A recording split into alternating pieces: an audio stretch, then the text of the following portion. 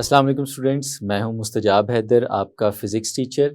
आज हम chapter number 9 की एक्सरसाइज के शॉर्ट क्वेश्चंस डिस्कस करने जा रहे हैं। बड़े इंटरेस्टिंग शॉर्ट क्वेश्चंस हैं जिसमें हम पूरे चैप्टर के रिव्यू को भी देखेंगे और जो सारे कॉन्सेप्ट हैं वो दोबारा से हमारे पास रिव्यू भी हो जाएगा उनका। तो चलते हैं और इन क्वेश्चंस को सॉल्व करना शुरू करते हैं। फ्रेंड्स, फर्स्ट क्वेश्चन हमारी एक्सरसाइज का शॉर्ट क्वेश्चंस में जो है उसकी स्टेटमेंट आपके सामने लिखी हुई है। 9.1 Under what conditions the two sources of light behave as coherent sources?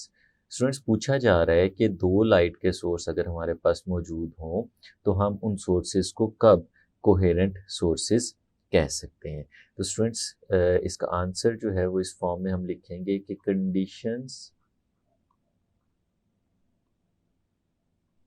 conditions for coherent sources. Conditions for coherent sources. तो स्टूडेंट्स, क्वेश्चन बहुत इंपॉर्टेंट है एग्जाम्स के पॉइंट ऑफ व्यू से भी और अंडरस्टैंडिंग के पॉइंट ऑफ व्यू से भी। स्टूडेंट्स, हम लोगों ने दो कंडीशंस पढ़ी थी कि हमारे जो सोर्सेज ऑफ लाइट हैं वो कब कोहेरेंट होते हैं। उसमें जो पहली कंडीशन हमने पढ़ी थी वो ये पढ़ी थी कि जो दो सोर्सेज हैं जब वो लाइट एमिट कर रहे हैं तो उनकी एमिट होती हुई लाइट मोनोक्रोमेटिक होनी चाहिए, यानी सेम वेवलेंथ की होनी चाहिए। The sources must emit monochromatic light. Students, हमें पता है ये जो मोनोक्रोमेटिक लाइट होती है इसका मतलब ये होता है कि हमारी जो लाइट है उसकी सिर्फ एक वेवलेंथ है, वो सिंगल वेवलेंथ वाली लाइट है। बहुत ज़्यादा लाइट से मिलके नहीं बनी, बल्कि सिंगल वेव या सिंगल कलर लाइट है। Single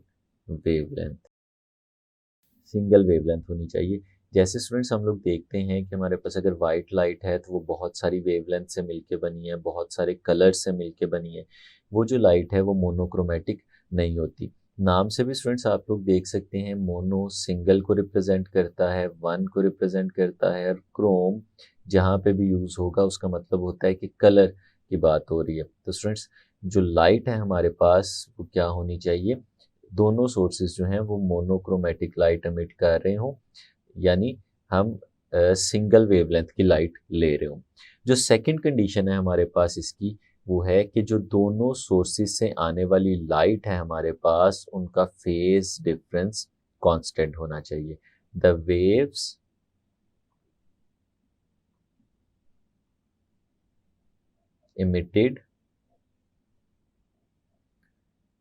emitted from both sources must have constant phase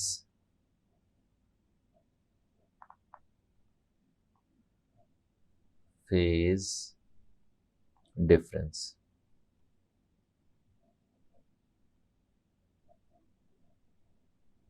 students, ये बहुत इंपॉर्टेंट पॉइंट है कि हमारी जो दोनों वेव्स बन रही हैं उन दोनों वेव्स का जो फेज डिफरेंस हमारे पास यहाँ पे होगा वो फेज डिफरेंस हमेशा कांस्टेंट होना चाहिए, उसमें कोई चेंज नहीं आना चाहिए। अब ये पेपर के पॉइंट ऑफ व्यू से स्टूडेंट्स ये दो चीज़ें लिख देना हमारे लिए इनफ है, लेकिन इन दोनों चीज़ों को समझना हमारे लिए बहुत ज़रूरी है।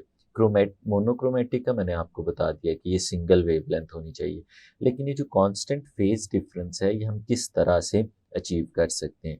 स्टूडेंट्स, ये अलग से भी एक शॉर्ट क्वेश्चन के फॉर्म में हमसे पूछा जा सकता है कि हम किस तरह से कोहेरेंट सोर्सेज ऑफ लाइट लेके आ सकते हैं, कोहेरेंट सोर्सेज ऑफ लाइट बना सकते हैं। तो स्टूडेंट्स, हमें पता होना चाहिए कि कोहेरेंट सोर्सेज बनाना कोई आसान काम नहीं है। बहुत मुश्किल से हम कोहेरेंट सोर्सेज ऑफ लाइट बना सकते हैं, क्योंकि कांस्टेंट फेज डिफरेंस रखना बहुत मुश्किल टास्क है। तो स्टूडेंट्स, अगर हमें चाहिए हो कि हम कोहेरेंट सोर्सेज ऑफ लाइट बनाएं तो वो किस तरह से बनाते हैं। नॉर्मली हम लोग एक सोर्स को दो हिस्सों में स्प्लिट कर लेते हैं और वो जो दोनों सोर्सेज होते हैं वो इंडिविजुअल सोर्सेज के तौर पे बिहेव करना शुरू कर देते हैं। इस तरह से हम कांस्टेंट फेज डिफरेंस लेते हैं। लेट्स सपोज स्टूडेंट्स, इमेजिन करें कि हमारे पास यहाँ पे एक स्क्रीन मौजूद है कुछ इस तरह से फ्रेंड्स, और इस स्क्रीन के दरमियान में हमारे पास एक स्लिट भी है, एक एम्प्टी स्पेस है। तो स्टूडेंट्स, अगर हम यहाँ से यहाँ पे एक सोर्स ऑफ लाइट लेते हैं कुछ इस तरह से, ये हमारे पास सोर्स ऑफ लाइट है, यहाँ से लाइट एमिट करेगी और मूव करते करते जब इस सोर्स तक जाएगी, तो हम लोगों ने पढ़ा था कि ये जो स्लिट है इसमें से जब लाइट पास करेगी और आगे जाएगी तो ये जो स्लिट है ये इंडिविजुअल सोर्स के तौर पे बिहेव करना शुरू कर देता है। तो लाइट जब इसमें से आगे जाएगी तो बिल्कुल उसी तरह से मूव करेगी जिस तरह से हमारे पास ये भी एक सोर्स होता है।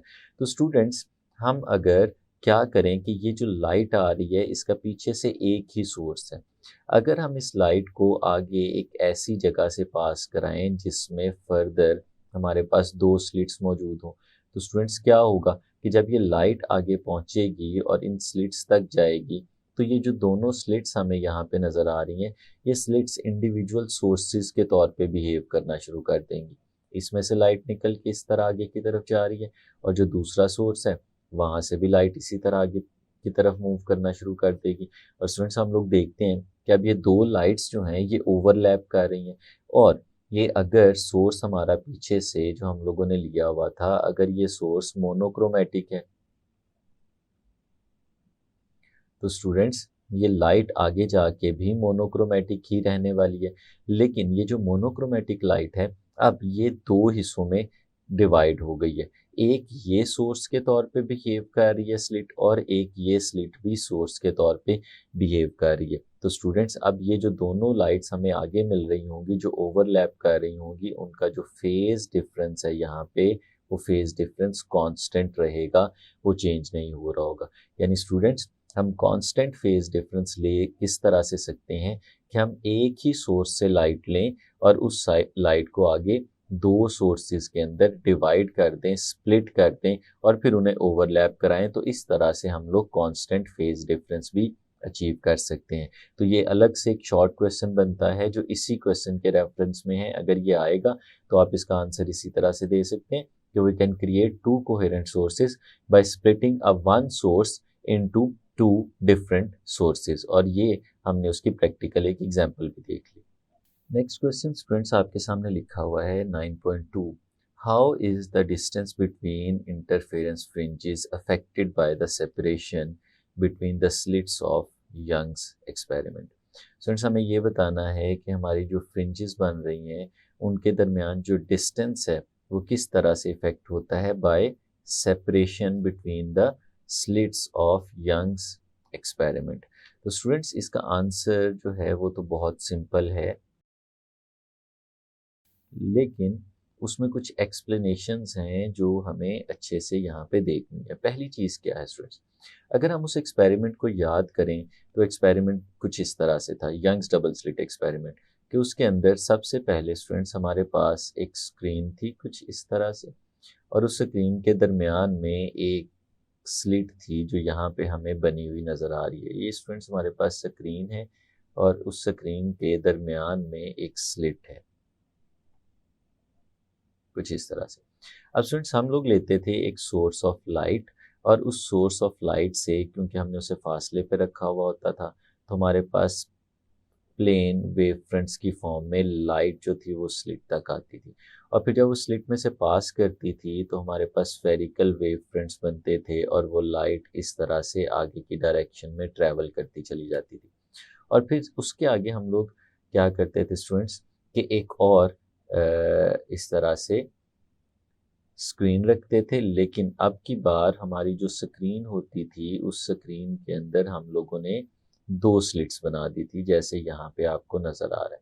अब इन दोनों स्लिट्स ने as a individual source of light behave करना शुरू कर देना था, और हमारी लाइट जब इन दोनों स्लिट्स में से पास करती थी तो इस तरह से ये स्लिट अलहदा से एक सोर्स बन जाता था लाइट का, और जो हमारी दूसरी स्लिट है वो लाइट का अलग से एक सोर्स बन जाता था, और ये दोनों लाइट्स जो थी वो ओवरलैप करती थी, और आगे हम लोगों ने यहाँ पे एक स्क्रीन लगाई होती थी, जिस स्क्रीन के ऊपर जब ये स्लिट्स, ये जो लाइट है ये आके फॉल करती थी, तो हमारे पास यहाँ पे ऑल्टरनेट ब्राइट और डार्क फ्रिंजेस के पैटर्न बनते थे। जैसे आप ये समझ लें, ये ब्राइट, डार्क, और ये जो आपको रेड कलर में नज़र आ रहे हैं, ये ब्राइट फ्रिंजेस बन रही होती थी, और इनके दरमियान में एब्सेंस ऑफ लाइट होती थी जो कि डार्क फ्रिंजेस को रिप्रेजेंट कर रही है। अब इन दो, कोई सी दो ब्राइट या डार्क फ्रिंजेस को अगर हम लोग ले लेते थे, तो ये आपको नज़र आ रहा है दो ब्राइट फ्रिंजेस के दरमियान फासला। ये जो ब्राइट फ्रिंजेस के दरमियान डिस्टेंस था, इसे हम लोग रिप्रेजेंट करते थे डेल्टा वाई के साथ। और स्टूडेंट्स, अगर हम याद करें तो ये डेल्टा वाई का जो फॉर्मूला था हमारे पास, वो कुछ इस तरह से था, जो मैं आपको लिख के दिखाता हूँ। Delta Y is equal to lambda L divided by D. ये था स्टूडेंट्स। और इसमें कौन कौन सी चीज़ें क्या हैं? इसमें स्टूडेंट्स जो एल है, ये हमारे पास डिस्टेंस था हमारे इन फ्रिंजे इन दो स्क्रीन्स के दरमियान, जिसमें एक स्क्रीन में दो स्लिट्स हैं, और ये हमारे पास इंटरफेरेंस पैटर्न को देखने के लिए इनके दरमियान डिस्टेंस को एल के साथ रिप्रेजेंट करते थे। और स्टूडेंट्स, ये जो दो स्लिट्स हमें नज़र आ रही हैं, इन दोनों स्लिट्स के दरमियान जो हमारा फासला होता था स्टूडेंट्स, इसको हम लोग रिप्रेजेंट करते थे डी के साथ। तो स्टूडेंट्स, यहाँ पे क्या पूछा जा रहा है? How is the distance between interference fringes affected by the separation between the slits. यानी डी, जो स्लिट्स के दरमियान सेपरेशन है, इसके चेंज होने से डेल्टा वाई, जो कि फ्रिंजेस के दरमियान डिस्टेंस है, इस पे क्या फ़र्क पड़ने जा रहा है, वो यहाँ पे हमसे पूछा जा रहा है। तो स्टूडेंट्स, अगर हम इस फॉर्मूले को देखें और इसे थोड़ा सा इलेबोरेट करें और थोड़ा सा सिंप्लीफाई करें, तो हम ऐसे भी लिख सकते हैं कि डेल्टा वाई इस केस में जो हमें नज़र आ रहा है, that is equal to lambda L divided by D. Lambda उस लाइट की वेवलेंथ है जो हम यहाँ पे यूज़ कर रहे हैं। अब लाइट जो है वो तो एक ही वेवलेंथ की यूज़ हो रही है, मोनोक्रोमेटिक लाइट यूज़ हो रही है, और इस पूरे प्रोसेस में वो चेंज भी नहीं हो रही, तो इसका मतलब है लैम्डा तो कांस्टेंट है। इसी तरह जो डिस्टेंस है इन दोनों के दरमियान एल, वो भी कांस्टेंट है। तो लैम्डा और एल, ये दोनों चीज़ें हमारे पास हो गई यहाँ पे कांस्टेंट, और नीचे हमारे पास जो नज़र आ रहा है वो है डी।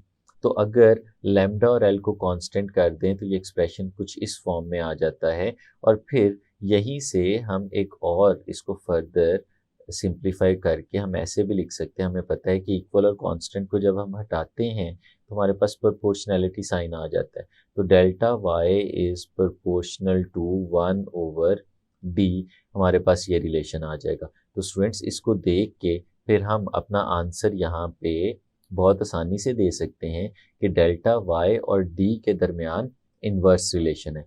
यानी अगर हम लोग फ्रिंजेस के दरमियान डिस्टेंस को बढ़ाना चाहते हैं तो हमें डी की वैल्यू को कम करना पड़ेगा। तो स्टूडेंट्स, हम लोग इसको कुछ इस तरह से यहाँ पे लिख सकते हैं, by increasing the separation, by increasing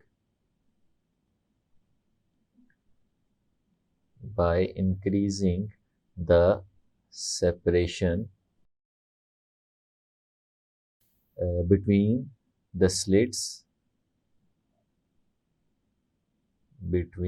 the slits, slits के दरमियान हम सेपरेशन को इंक्रीज कर रहे हैं, यानी हम लोग डी की वैल्यू को बढ़ा रहे हैं। तो उससे क्या होगा? उससे ये होगा fringe spacing is decreased, fringe spacing decrease हो जाएगी। ये स्टूडेंट्स, हमारे पास इसका पहला आंसर आ गया, और उसके रेफरेंस में इसको हम इस तरह से एक्सप्लेन कर सकते हैं कि अगर हम लोग डी को इंक्रीज करेंगे तो फ्रिंज स्पेसिंग इंक्रीज हो जाएगी, और अगर डी को इंक्रीज करेंगे फ्रिंज स्पेसिंग हमारी डिक्रीज हो जाएगी। इनके दरमियान इन्वर्स रिलेशन है। तो स्टूडेंट्स, इसको हम ऐसे भी फर्दर लिख सकते हैं, is decreased and vice versa. यानी अगर एक चीज़ को हम लोग इंक्रीज करते जाते हैं तो दूसरी चीज़ खुद ब खुद यहाँ पे डिक्रीज होती चली जाती है। अब स्टूडेंट्स, इस क्वेश्चन का दूसरा हिस्सा भी है। वो है कैन फ्रिंजेस डिसअपियर। क्या ऐसा हो सकता है कि फ्रिंजेस डिसअपियर हो जाएं? तो स्टूडेंट्स इसका आंसर क्या हो सकता है कि अगर हम लोग यहाँ पे देखते हैं कि डिस्टेंस को बढ़ाते जाते हैं तो फ्रिंज स्पेसिंग कम होती जाती है। तो अगर हम इस डिस्टेंस को, जो कि सेपरेशन है दो स्लिट्स के दरमियान, अगर इसको बहुत ज़्यादा बढ़ा दें, इतना ज़्यादा बढ़ा दें कि जो फ्रिंज स्पेसिंग है, फ्रिंजेस के दरमियान डिस्टेंस है, वो बहुत कम हो जाए। अगर वो बहुत कम हो जाएगा तो हम तो उसे ऑब्जर्व ही नहीं कर पाएंगे। तो हम अगर उसे ऑब्जर्व नहीं कर पाएंगे तो अपेरेंटली हमें ऐसा लगेगा कि फ्रिंजेस डिसअपियर हो गई हैं। तो फिर इसका आंसर क्या हुआ कि फ्रिंजेस डिसअपियर हो सकती हैं। कब हो सकती हैं? when separation between the slits when separation between the slits is made large enough। जब हम उसको बहुत ज़्यादा बड़ा बना देते हैं, the fringes will be so close, fringes एक दूसरे के बहुत ज़्यादा करीब आ जाएंगी, that they cannot be distinguished, that they cannot be distinguished from one another। तो स्टूडेंट्स हम उनको एक दूसरे से अलग बिल्कुल नहीं देख पाएंगे और पैटर्न डिसअपियर हो जाएगा, एंड पैटर्न विल डिसअपियर। तो स्टूडेंट्स ये है हमारे पास इस क्वेश्चन का आंसर कि बेसिकली डेल्टा वाई और स्लिट स्पेसिंग यानी डी के दरमियान जो हमारे पास है इन्वर्स रिलेशन है। तो इस इन्वर्स रिलेशन के साथ अगर एक बढ़ेगा तो दूसरा कम होता चला जाएगा, और फिर अगर आप चाहते हैं कि फ्रिंजेस डिसअपियर हो जाएं तो वो उस वक्त डिसअपियर होंगी जब आप स्लिट के दरमियान स्पेसिंग को बहुत ज़्यादा कर दें कि फ्रिंजेस इतनी ज़्यादा करीब आ जाएं कि हम उन्हें देख ही ना पाए। फ्रेंड्स नेक्स्ट क्वेश्चन की तरफ चलते हैं जो हमारे पास लिखा है, बहुत interesting question. Can visible light produce interference fringes? तो स्टूडेंट्स इंटरफेरेंस फ्रिंजेस और विजिबल लाइट ये दो चीज़ें हैं जिसे हमें यहाँ पे कंसीडर करना है। Can visible light produce interference fringes? क्या विजिबल लाइट से इंटरफेरेंस फ्रिंजेस बनाई जा सकती हैं या बन सकती हैं? तो स्टूडेंट्स इसका अगर वन लाइनर आंसर की बात करें तो हम कहेंगे yes, interference fringes can be produced using white light। कैसे? visible light है हमारे पास यहाँ पे, yes visible light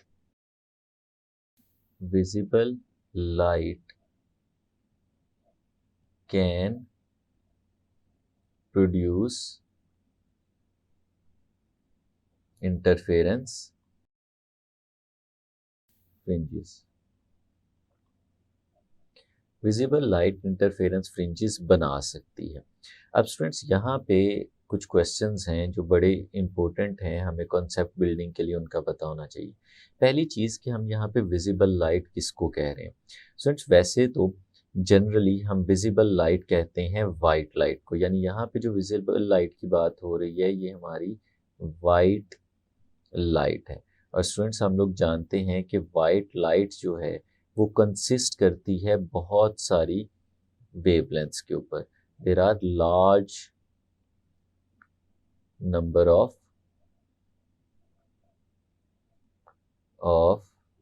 वेवलेंथ्स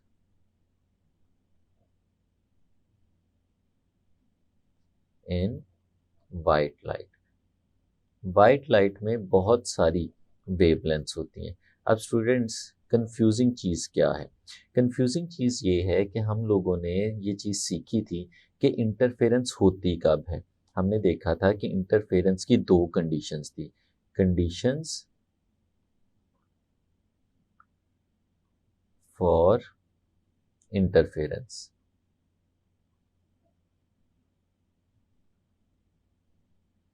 हमने देखा था दो कंडीशंस थी स्टूडेंट्स, और उन दो कंडीशंस में से जो पहली कंडीशन थी वो थी कि जो लाइट्स आपस में मिल रही हैं, जिन्होंने इंटरफेयर करना है, वो मोनोक्रोमैटिक होनी चाहिए। मोनोक्रोमैटिक का मतलब होता है कि सिंगल वेवलेंथ होनी चाहिए। और जो सेकंड कंडीशन थी वो ये थी कि उनका कांस्टेंट फेज डिफरेंस होना चाहिए। अब स्टूडेंट्स यहाँ पे तो प्रॉब्लम आ जाएगी। किस तरह से? कि हम बात कर रहे हैं एक तो विजिबल लाइट की, और विजिबल लाइट तो मोनोक्रोमैटिक नहीं होती। तो अगर ये मोनोक्रोमैटिक नहीं है तो हमारी जो फर्स्ट कंडीशन है वो तो यहाँ पे फुलफिल ही नहीं हो रही। तो हम फिर किस तरह से कह रहे हैं कि yes visible light can produce interference fringes? तो स्टूडेंट्स इसलिए मैं आपसे कह रहा था कि क्वेश्चन जो है बड़ा इंटरेस्टिंग है, और बाज़ दफ़ा ये कंफ्यूजिंग भी हो जाता है, क्योंकि अगर इसी कंडीशन को देखें तो इसका आंसर ये भी कहा जा सकता है कि विजिबल लाइट जो है वो इंटरफेरेंस फ्रिंजेस नहीं बनाएगी। लेकिन असल में ऐसा होता नहीं है, क्योंकि हमने बहुत सारी जगहों पे विजिबल लाइट को इंटरफेरेंस फ्रिंजेस को बनाते हुए देखा है। कहाँ पे? उसकी एक बहुत सिंपल एग्जांपल हमने इसी चैप्टर में डिस्कस भी की थी, कि अगर हमारे पास किसी जगह पे वेट फुटपाथ हो या वेट फ्लोर हो, तो उसके ऊपर अगर पानी, इस तरह से हमारे पास पानी मौजूद हो, पानी की एक लेयर बनी हो बारीक सी, और उसके ऊपर ऑयल गिर जाए, तो हम लोगों ने देखा था कि ऑयल की एक बारीक सी लेयर इसके ऊपर जमा हो जाती है, और हम कहते थे कि ये एक थिन फिल्म बन जाती है। और थिन फिल्म के केस में अगर वाइट लाइट इसके ऊपर फॉल करती है, तो हमने देखा था कि हमें कलर्ड पैटर्न्स बनते हुए नज़र आ रहे होते हैं। वो कलर्ड पैटर्न्स, क्योंकि लाइट का कुछ हिस्सा यहाँ से और लाइट का कुछ हिस्सा इसके वाटर के सरफेस से रिफ्लेक्ट होता है, और ये जो दोनों पार्ट्स हैं ये ओवरलैप करते हैं, और यहाँ पे हमें इंटरफेरेंस नज़र आती है। अब स्टूडेंट्स होता क्या है, किस तरह से ये वाइट लाइट हमें इंटरफेरेंस दे देती है जबकि वो मोनोक्रोमैटिक नहीं है उसके बावजूद? असल में इंटरफेरेंस वाइट लाइट के केस में भी मोनोक्रोमैटिक ही हो रही होती है।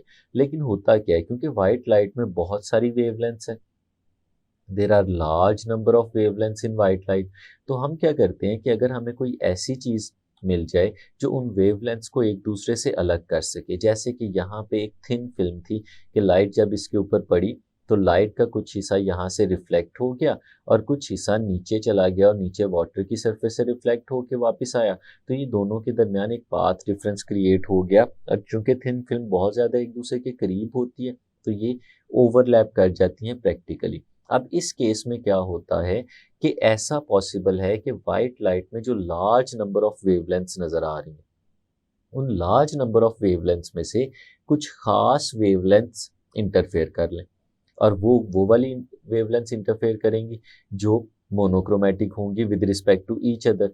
तो अगर वो इंटरफेयर करती हैं तो हो सकता है कि डिस्ट्रक्टिव इंटरफेरेंस हो, और वो वेव्स जो हैं वो बीच में से डिसअपियर हो जाएं, और जब वो डिसअपियर होंगी तो हमें जो पैटर्न नज़र आएगा उसमें वो वाला कलर तो मौजूद नहीं होगा जो डिसअपियर हो गया, लेकिन जो बाकी कलर्स हैं वो हमें नज़र आना शुरू हो जाएंगे। तो स्टूडेंट्स, इस डिस्कशन का रिजल्ट क्या है कि वाइट लाइट इंटरफेरेंस प्रोड्यूस करा सकती है अगर ऐसी कंडीशंस मिलें कि वाइट लाइट में जो काफ़ी सारी वेवलेंथ्स हैं उसमें से सेम नेचर रखने वाली वेवलेंथ्स ओवरलैप कर जाएं, जिनका कांस्टेंट फेज डिफरेंस भी हो। तो वो वाली वेवलेंथ्स या तो कंस्ट्रक्टिवली इंटरफेयर कर जाएंगी या डिस्ट्रक्टिवली इंटरफेयर कर जाएंगी, और अल्टीमेटली वो या तो ज़्यादा नज़र आना शुरू हो जाएंगी या डिसअपियर हो जाएंगी। तो इस केस में इंटरफेरेंस पॉसिबल है। यानी आपने जैसे वेट फुटपाथ पे गिरे हुए ऑयल को देखें तो उसमें जो हमें कलर्ड पैटर्न्स नज़र आ रहे होते हैं वो इसका सबूत हैं कि हमें इंटरफेरेंस नज़र आ रही होती है। तो स्टूडेंट्स, फिर हम इसको एक्सप्लेन कैसे कर सकते हैं विद रीज़न, वो मैं आपको लिख के दिखा देता हूँ कि रीज़न क्या है और एक्सप्लेनेशन क्या है इसकी, हम किस तरह से इसे एक्सप्लेन कर सकते हैं। तो वो कुछ इस तरह से कर सकते हैं, ईच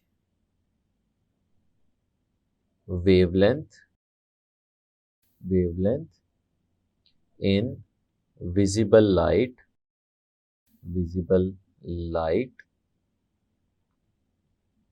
में interfere with similar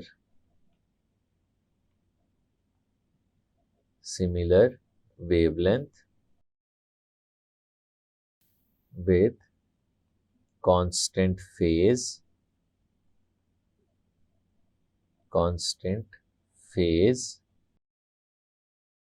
and thus produce diffused colored interference pattern.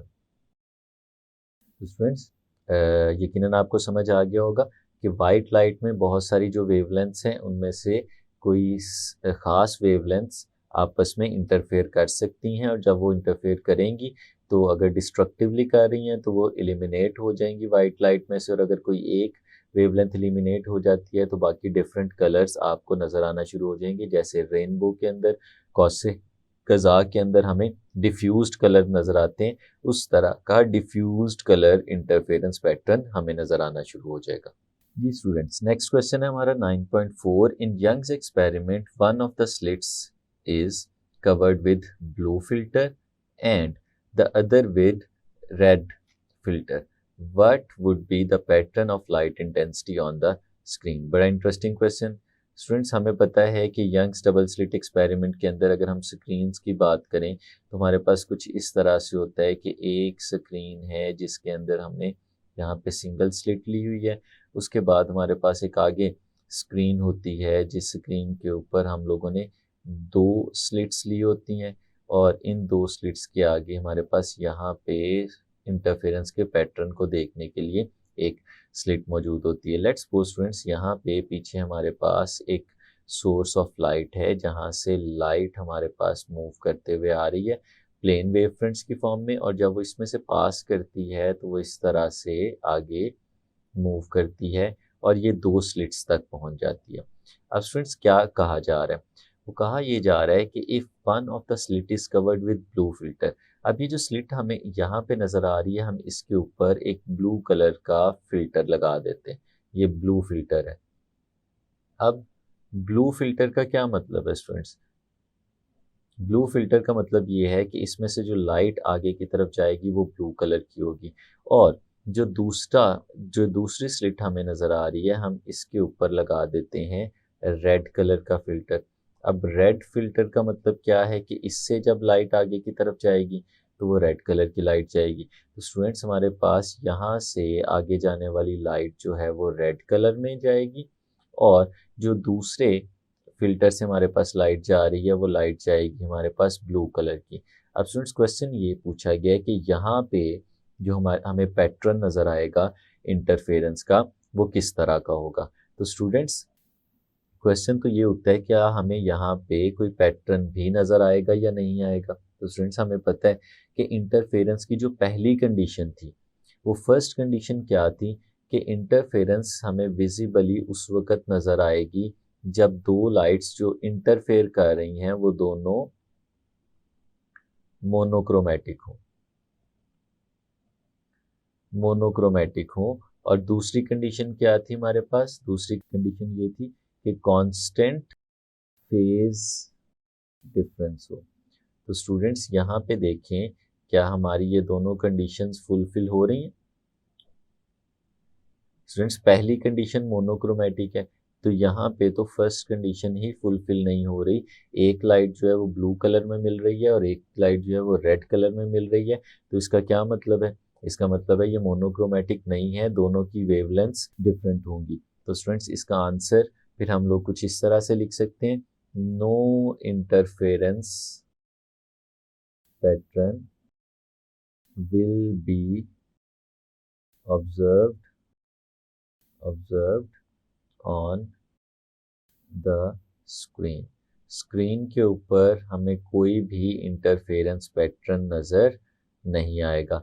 क्यों नहीं नज़र आएगा students? Because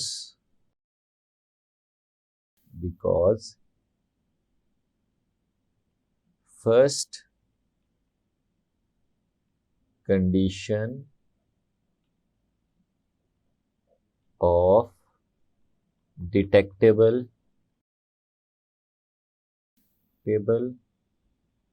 interference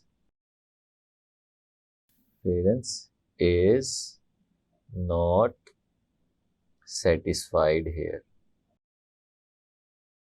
That is both lights are not monochromatic with respect to each other. तो स्टूडेंट्स ये था हमारा इसका आंसर जी। तो स्टूडेंट्स नेक्स्ट क्वेश्चन है हमारे पास 9.5 explain whether Young's experiment is an experiment for studying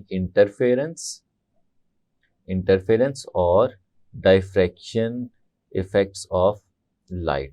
तो स्टूडेंट्स पूछा ये जा रहा है कि यंग्स एक्सपेरिमेंट जो है वो इंटरफेरेंस को स्टडी करने के लिए इस्तेमाल होता है या डाइफ्रैक्शन को स्टडी करने के लिए इस्तेमाल होता है। तो स्टूडेंट्स हम लोगों ने देखा है कि यंग्स एक्सपेरिमेंट के अंदर हमारे पास एक स्लिट होती है, एक स्क्रीन होती है जिसके अंदर एक स्लिट है, उसके बाद हमारे पास एक और स्क्रीन होती है जिसके अंदर हमारे पास दो स्लिट्स होती हैं, और उसके बाद एक तीसरी स्क्रीन भी हमारे पास मौजूद होती है जो हमारे पास इंटरफेरेंस के पैटर्न को देखने के लिए यूज़ होती है। तो हमने स्टूडेंट्स ये भी देखा था कि इसमें क्या होता है कि प्लेन वेव फ्रंट्स आते हैं हमारे पास।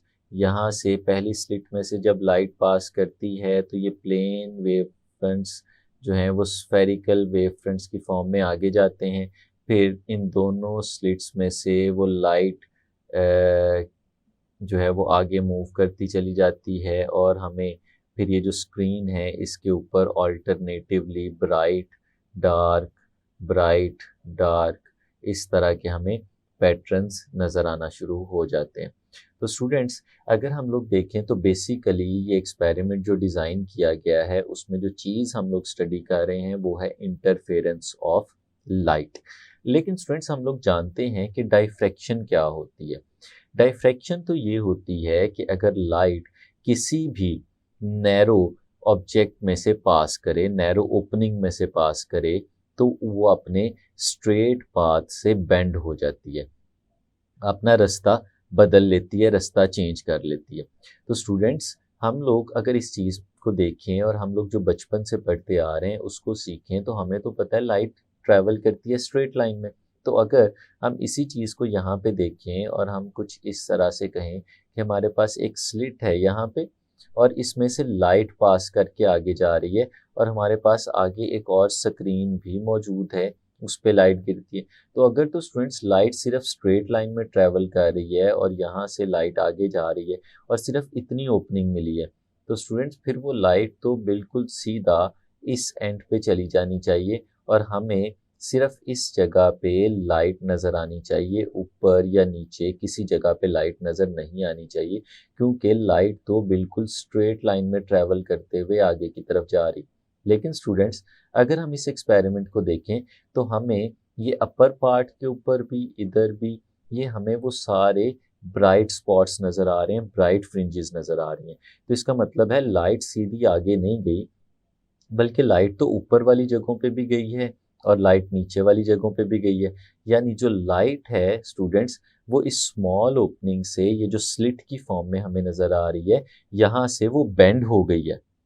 तो स्टूडेंट्स लाइट का बेंड हो जाना ये तो डायफ्रैक्शन होती है, और फिर यहाँ पे ऑल्टरनेटिव जगहों पे हमें नज़र आ रही हैं ब्राइट और डार्क फ्रिंजेस। अब बीच में अगर हम ये वाला हिस्सा देखें तो यहाँ पे ये हिस्सा डार्क है, कोई लाइट नहीं है, ये हिस्सा भी डार्क है, ये डार्क पार्ट्स नज़र आ रहे हैं। तो अगर सिर्फ हम लोग डाइफ्रैक्शन की बात करें तो हमें पूरे ऊपर से लेके नीचे तक लाइट नज़र आनी चाहिए थी, और अगर हम सिर्फ इंटरफेरेंस की बात करें तो हमें ब्राइट और डार्क दोनों नज़र आने चाहिए थे। तो स्टूडेंट्स हमें तो ये दोनों चीज़ें नज़र आ रही हैं। अगर लाइट ऊपर की तरफ यहाँ पे भी है, नीचे की तरफ यहाँ पे भी है, स्लिट्स के बिल्कुल सामने नहीं है बल्कि हर जगह पे मौजूद है, तो स्टूडेंट्स इसका क्या मतलब हुआ? इसका मतलब हुआ कि यहाँ पे हमें डाइफ्रैक्शन भी नज़र आ रही है। यानी इनडायरेक्टली ये एक्सपेरिमेंट जो है हमें इंटरफेरेंस के साथ साथ डायफ्रैक्शन भी एक्सप्लेन करके दे रहा है। तो स्टूडेंट्स फिर हम इसका आंसर क्या लिख सकते हैं? अगर हम इसका आंसर लिखना चाहें तो हम इसका आंसर कुछ इस तरह से यहाँ पे लिख सकते हैं कि ये एक ऐसा एक्सपेरिमेंट है जो डिज़ाइन तो इंटरफेरेंस के लिए किया गया, लेकिन ये बेस करता है डायफ्रैक्शन के ऊपर। तो हम इसे ऐसे लिख सकते हैं, it is an experiment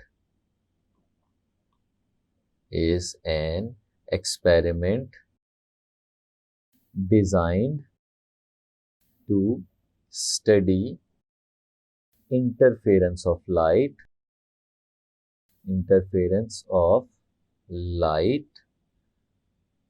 but it can also be used to explain diffraction of light।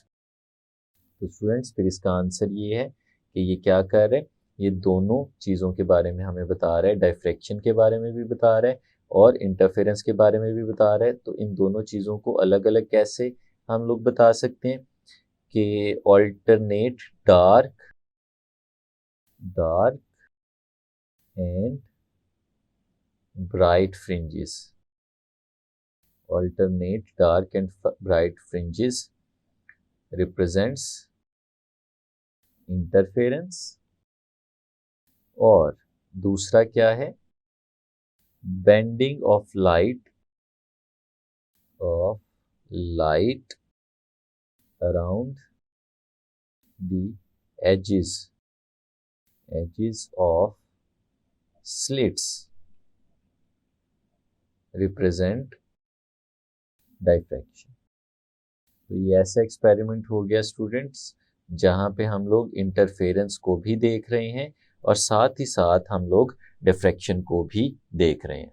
तो स्टूडेंट्स ये थे हमारे एक्सरसाइज के शुरू वाले 5 शॉर्ट क्वेश्चंस जिनको हम लोगों ने डिस्कस किया, और यकीनन आपने इस चैप्टर के जो कोर कॉन्सेप्ट्स हैं उनका भी रिव्यू लिया होगा इसमें। तो नेक्स्ट लेक्चर में इंशाल्लाह हम इसके बाकी रिमेनिंग शॉर्ट क्वेश्चंस को भी डिस्कस करेंगे। तब तक के लिए अल्लाह हाफिज़।